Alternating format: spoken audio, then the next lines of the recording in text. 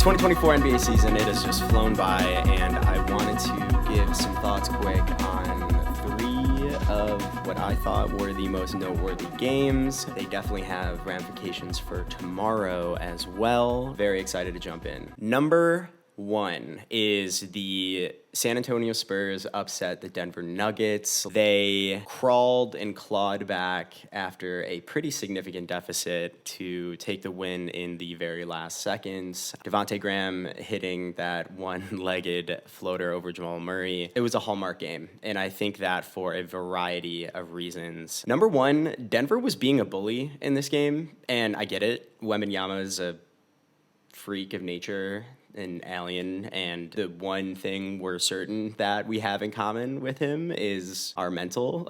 And so there was like a play where Aaron Gordon and Wemby were kind of going. Wemby was trying to get positioning or something for an inbounds play, and then he ended up falling down because AG was way too physical with him. And then while Wemby's on the ground, AG's, looking at him, looking down on him. He's like kind of right over him. Everyone in the stadium knew what was going on. That was going on, and even outside of that, there were just other plays where they were just trying to get under his skin, psychologically mess with him. Wemby went supernova in the third quarter, hitting 4 threes in a row. And when I say 4 threes in a row, I don't mean Trey Jones broke down, drove kick. I'm talking walk up, Dame Lillard, Steph, you threes in Aaron Gordon's face from 25 feet. I was absolutely flabbergasted seeing that level of just mental toughness, competitive stamina. 17 points in the third quarter. Incredible to see. A couple thoughts. So number 1, Denver, stop trying to be someone you aren't. I feel like usually you guys are very stoic and professional, just like Jokic, follow your best player's lead. You're literally better than that. That was very bizarre to see. And then for San Antonio and Wemby specifically, deserves its own full breakdown. I guess a teaser is I came away from this specific game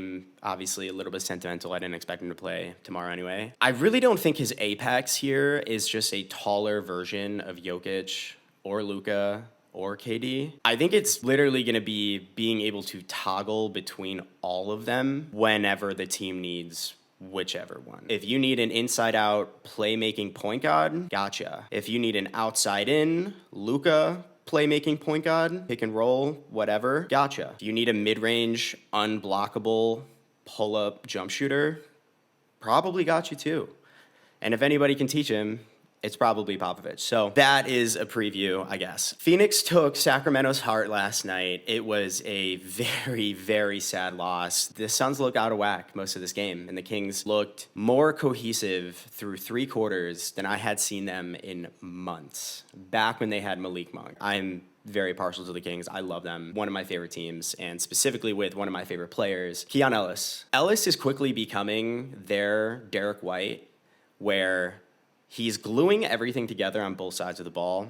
On offense, he is a release valve, both in the fast break. You'll see him sprinting down to the other basket when they get a rebound. He'll get the Sabonis outlet passes, also on the perimeter as well. I would not leave him open. He seems not unshakable, but pretty steady for a guy, again, that wasn't getting any playing time before a month and a half ago. We all, of course, are aware of how handsy and pesty and heady he is on defense. Really cool to just see him play, especially when he's getting sort of driven on and he's the only guy, playing one-on-one defense on a driver, actually. I get similarities between him and Fox. They're both aware of being pretty undersized, and obviously when you are that way, the most effective way for you to play defense is to get into the other guys' heads and understand what their tendencies are so that you can get your hands in there, right? And so a few really, really impressive strips, and I guess also just the fact that Fox does it so often in the games, I just get kind of numb to it. Fox had a few as well. 2 is Keegan Murray. I don't know who just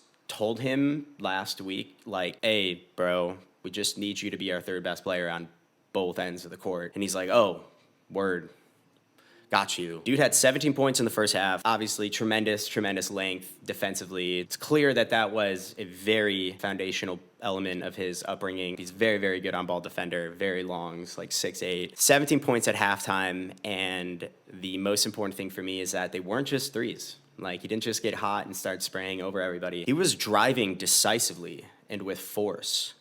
and his finishing was actually nice. Mark Jones on the broadcast was even commenting on some of these finishes. I don't know if I've ever even seen him do this before. And I'm in the exact same boat. Not that I'm watching every single second of every single game, but he was taking guys off the bounce and like finishing wraparound with like the left over guys, and the Suns are pretty undersized, so it's a very good idea to do that.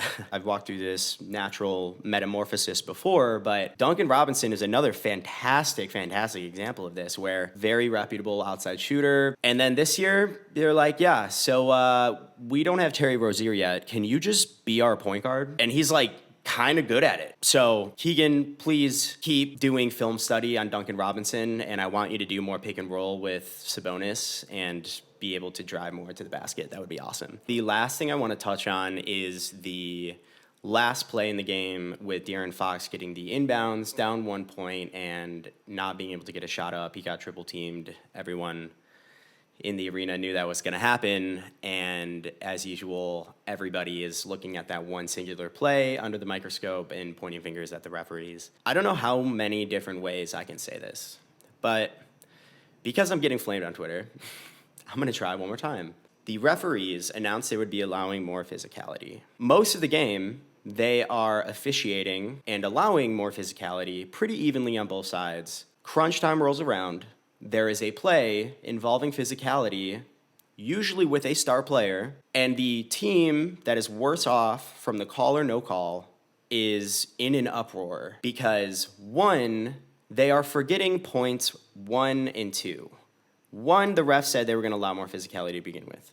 2, up until this point, it's been officiated pretty evenly. 3, they are reacting to the plays based on the player reactions themselves. Yesterday, the Brooklyn Knicks game came down to the last second as well, and Mike Breen and Clyde on the broadcast were literally caught red-handed, way overreacting to the optics of Cam Thomas coming over, giving an intentional foul because they were down 2. Cam fouls him from behind. There's contact in the lower back. Brunson launches himself on the floor like he just flew out of a plane. And Mike Breen and Clyde on the broadcast are freaking out like Cam Thomas just stabbed him in the spleen. Obviously, the stadium is as well. Flagrant insanity. And then about 20 seconds later, side note, why do they take so long to play the replays? I never understood that. But 20 seconds later, they finally showed the replay, and Breen and Clyde on the broadcast had to be like, oh yeah, no, we overreacted. That was, that actually, there's no flagrant there. There was just a normal foul. You can't do that. Like, we can't react to how the players are reacting. Wait for a single replay before you freak out at the referees. And I'm not saying that Brunson is bad or stupid for trying to sell the contact. If you are undersized, it is obviously in your benefit to try. 17 free throws, 14 free throws. That might not have been the case with a different crew. But within that game, any crew usually is consistent, right, within that game. Ideally, of course, we have consistency regardless of the game. Absolutely. By the end of the first quarter, you as a superstar, Brunson, Fox, whoever, should know what your refereeing crew is going to call and not call. That is where I guess my conservative side comes into play, and I'm like, don't stop selling the call. But you can't come into the post game pouting for not getting late calls when the whole game it's been called in a way that allows a lot of physicality.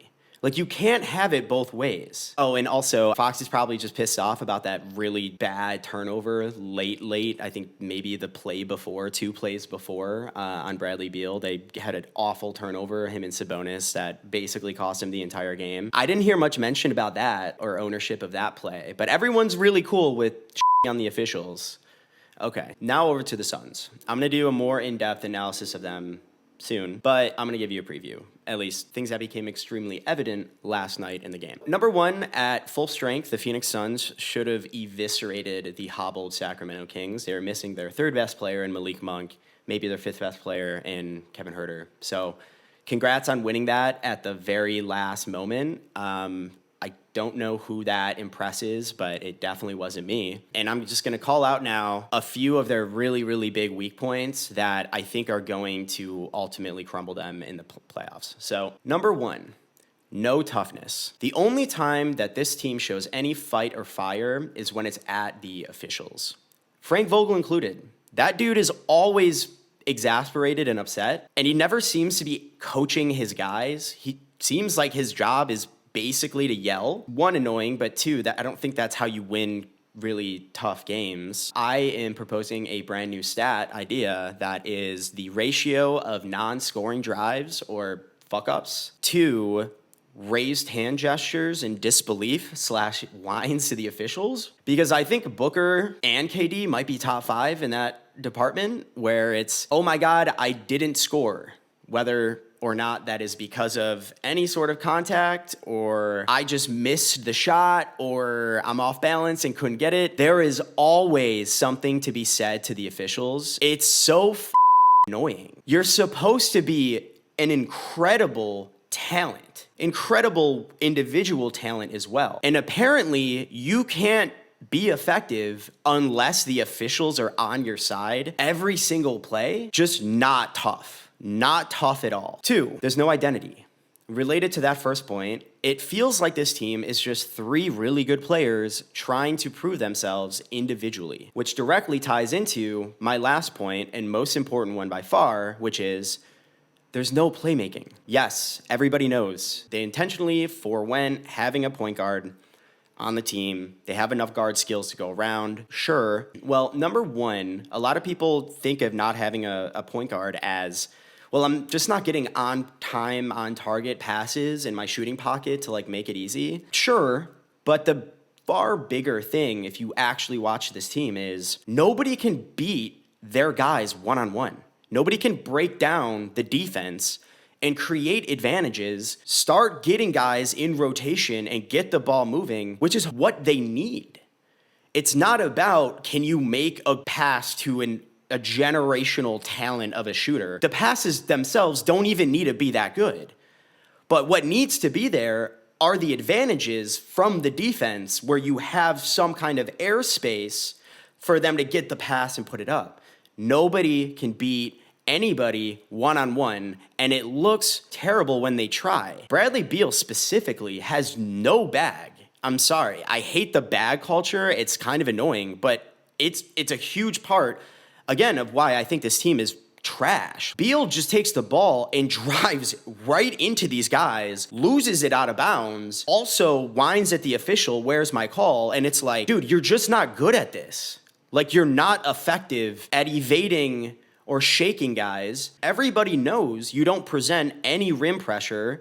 You're trying to get to your pull-up, so they're gonna be on you anyway. It's not rocket science, I'm sorry, to defend that. It's not. And you just can't get around anybody, so you can't create any advantages because you don't have a point guard. Then what ends up happening? Well, it just falls back on individual ISOs, right? Is that going to be a reliable fallback option or schematic approach in the playoffs?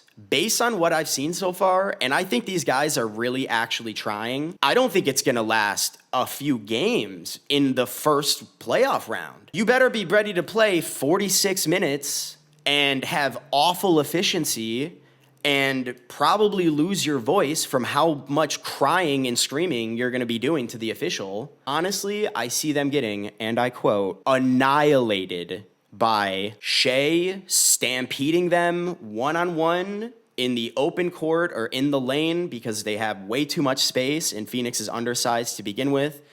Shea is going to stampede all over them. Jokic machinery, I just did a ton of breakdowns on that, but Denver's just physical and they're huge, and the way they play, it is very low variance because Jokic is that good that he is always going to present that much pressure at the rim, causing all of this stuff, meaning they are going to get high quality looks every single time. And by high quality, it's not just outside shooters, it's Aaron Gordon 2 inches from the rim putting a dunk into the basket. It's not stoppable. 3 is Ant's anti-gravity. Yeah, physical specimen, crazy freak. He'll probably hurt Nurkic's feelings just because of the fact that he's an insane specimen. Ant is also more competitive and more of a killer and presents more of a physical threat of dominance than that entire Suns roster. Ant alone might be the Luka Doncic of this postseason, where the Suns lose by 50 points at home in a playoff game to lose the series. I could see that happening so easily. Ant will eat them alive. What are some quick improvements? I try not to be super down on everything, but here we go. 1, the Suns leverage a lot of space because they have a lot of shooting. Makes sense. Who also used to do that? Golden State. And what did they find out eventually? Well, you need an Andrew Wiggins or a Jonathan Kuminga. Every time I watch this team play, there is literally no diversity of talent here. They are all. Every single guy is a shooter or a finesse player besides Nurkic.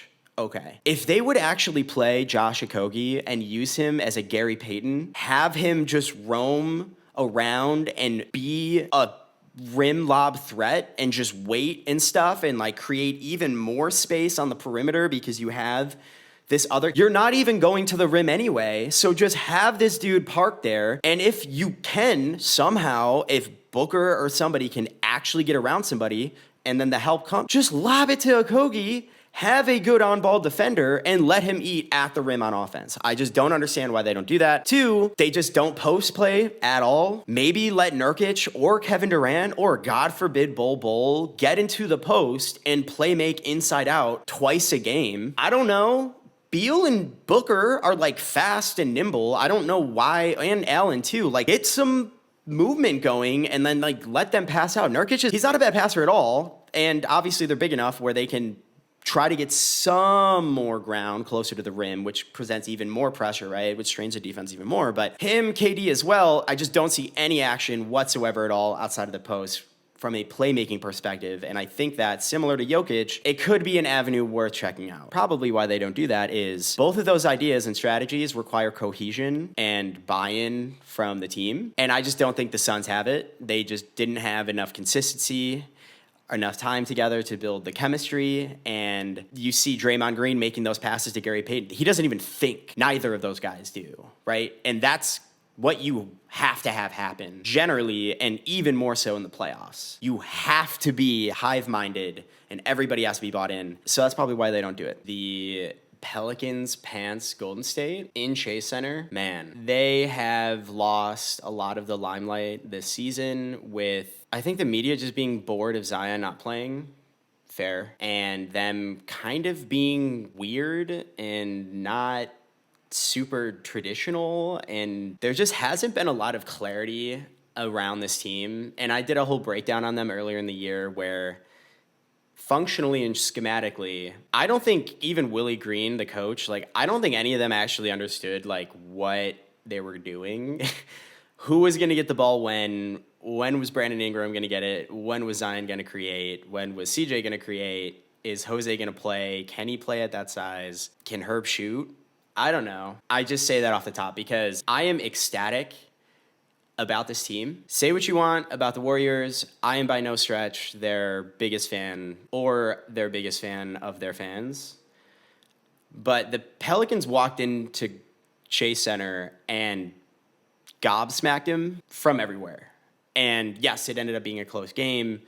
The Pelicans are not used to closing out really tough games. Still a very young team. Overall very young, but also as far as playing with each other, etc., having guys healthy and what they're doing, yada, yada. So that was to be expected, but I was so impressed, top to bottom. This is why. Number one, defensively bulletproof. I had to map this out on paper, who they had on their roster, defensive acumen and effectiveness, and it's kind of unbelievable. Number one, I have Long, just length, right? You have Herb Jones, who is a Defensive Player of the Year candidate. He's one of the best wing defenders in the NBA. I put him right up there with, your McDaniels, Kawhi Leonard's, basically extremely, extremely good. Can actually defend 1 through 5 effectively. Maybe the only guy actually in the league that I can say that.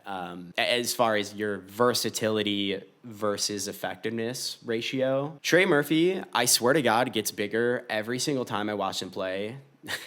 He is so long and big and like skinny and whatever. Him and Brandon Ingram, who's next on this list, are just, I don't know what the wingspans are, but they just got to be crazy. And he is very, very tenacious defensively as well. He is the backup for Brandon Ingram coming off the bench. If you want to stay on the court and you want the backup minutes, you better be really, really solid defensively. Their whole kind of identity really, really comes from their defense. 3 is Dyson Daniels. He is 6'7", way, way taller than I think anybody really talks about enough. And while he is a very effective point of attack defender, and you saw it last night on full display against Steph Curry, against Klay Thompson, it's also his ability to offensive rebound and defensive rebound. Just has a very good nose for the ball, and you saw it late in the game last night where there were just some deflating rebounds that he was able to get.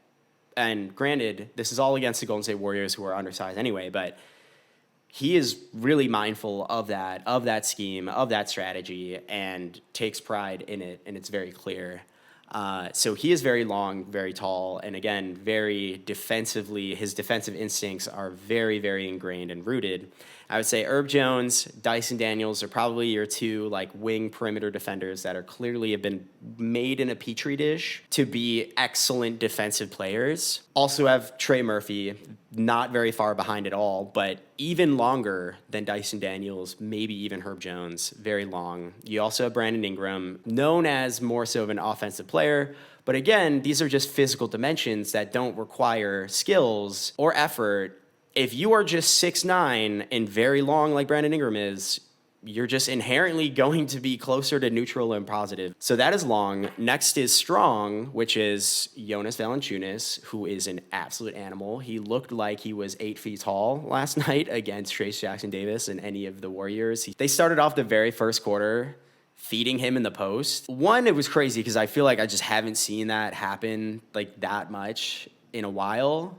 At least being that effective, playing that way, like back to the basket, just take it and like come in at you. But 2, there was one play where he got the ball and Looney was on his backside. I think he was on like the right, not the block, probably like, I don't know, 12 feet away or something. Turned around and actually faced up, which I don't know if I've seen Jonas Valanciunas do before. I mean, he is not doing some face-up, ridiculous pull-up stuff like Kevin Durant. Like, he's not doing that. But he did that on Kevon Looney because Looney is obviously giving him a ton of space, getting low to the ground to try and stop him. And just the angle of the camera just made it look like Jonas was 8 feet tall, just shot clean over him, ran back. Looney's just left there looking just so tiny. And I'm like, this is just wild. Jonas's post-game, he's just strong, which presents matchup problems for your Sacramento Kings, Golden State Warriors, even Phoenix, Oklahoma City, the Clippers. Like, that's going to matter. And then, of course, you have Zion, who is an absolute animal, and I'll get into him very quickly. Body mass density versus some term from AP Physics that I can't remember. I think it's just force, right? Per area is not torque. That's an angle thing. I forget, but it's a thing. Zion is unbelievably quick for his size, and it breaks my brain, and I'll get into that in a second. You also have Pest. I think the people's favorite is Jose Alvarado, who is 6 feet tall, just a dog. He played 35 minutes last night. Granted, again, a good matchup for the Warriors. He's basically their Gary Payton. Really good positioning, very heady and mindful where guys are going to bring the ball up, when, what their tendencies are, how to, disrupt things. His outside shooting seems really good. He had 1 3 that it was like the classic Klay Thompson 3 where he doesn't even drop the ball. It's just wet. So you have Long, Herb Jones, Trey Murphy, Dyson Daniels, Brandon Ingram. You have Strong, Jonas Valanciunas, Zion Williamson, and then you have Pest, which is Jose Alvarado, and then you're left with CJ, which I'm not going to sit here and tell you he is somehow transformed himself into becoming an incredible lockdown defender himself. But if he is the weakest link and one of two in total, like, you're fine. Like, you're really, really good. Literally everyone else is a positive defensively besides CJ and I guess Brandon Ingram. But again, his physical tools are actually just make him, in my opinion, closer to a net neutral anyway, or a higher floor, let's put it that way. Now to offense. Big thing that stuck out to me was the three-point makes. So they shot over 50% from three last night, outshot the Warriors from three. First, CJ McCollum's just on a heater right now. He is the first New Orleans Pelican to hit 7 threes in back-to-back games. Also hit the biggest shot of the entire night with a minute left in the fourth quarter. He put the Pelicans up 6. The Warriors were doing what the Warriors always do. Only up 3, right, which is the magic number for the Warriors. They were ready to take the game by the throat. Did a flyby on Steph, let him fly by, and then cash it out. And I had to replay that play 20 times just to see all of the reactions of the fans on the sidelines. It was one of those, like, head on hands, like, down bad type of plays. Absolutely sucked the wind out of the Warriors. Again, on the road at Chase Center against this team is just nuts. But who I really, really want to highlight is Trey Murphy III. He gets bigger and takes threes from farther away more and more every single time I feel like I watch him. Every time I see him, I swear to God, he gets taller. I don't know how that's possible. He hit what I think was the second biggest shot of the night with 3:47 left in the fourth quarter. No momentum for the Pelicans at all either. Switches on to CP3, 26, 27 feet away from the basket. Left, right, between the legs. You could just tell when he did this pull-up, that entire stadium had no idea who he was and had absolutely no confidence in him being able to hit that shot.